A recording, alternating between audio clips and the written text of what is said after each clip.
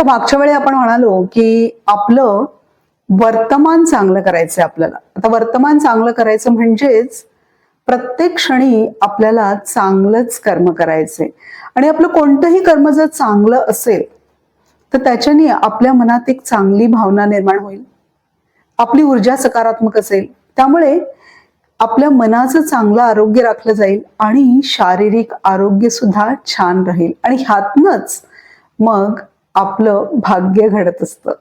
आणि असं प्रत्येक क्षणी जर आपण चांगलंच कर्म करत राहिलो, विचारांनी, आचारांनी आणि बोलण्यातनं, तर हळूहळू त्याची गोळाबेरीज म्हणजेच आपलं आयुष्य आणि मग त्यातनच आपल्या चांगल्या भविष्याची दिशा आपणच ठरवत असतो.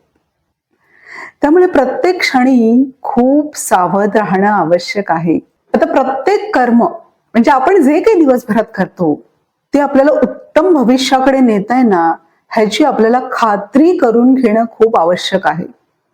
आता तुम्ही म्हणाल हे कसं शक्य आहे प्रत्येक वेळेला, पण मागच्या वेळेला मी उदाहरण दिलं. आपण आता गाडी शिकतोय, त्याच्यामुळे खूप सावधपणे ती आपल्याला चालवायची आहे आणि एकदा आपण शिकलो ना की आपला हा प्रवास अगदी सहज होईल. त्यामुळे हळूहळू आपल्याला आता त्याचा सराव करायचा आहे.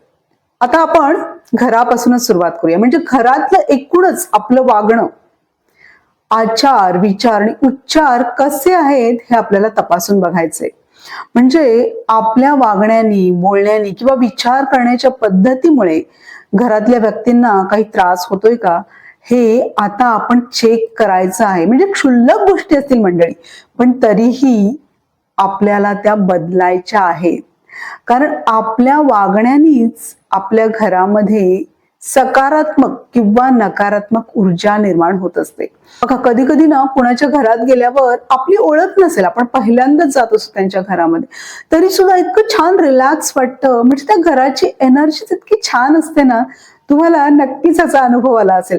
आपण जेव्हा मंदिरात जातो तेव्हा आपल्याला किती छान वाटतं, कारण तिथे येणाऱ्या प्रत्येकाची ऊर्जा ही खूप सकारात्मक असते. त्यामुळे घरातली सकारात्मक ऊर्जा टिकवण्याची जबाबदारी प्रत्येकावर आहे. प्रत्येकाने आता आपलं घरातलं वागणं, बोलणं आणि विचार करण्याची पद्धत सगळं एकदा तपासून बघायचंय, कारण आपल्याला आपल्या वर्तमानाला ठीक करायचंय.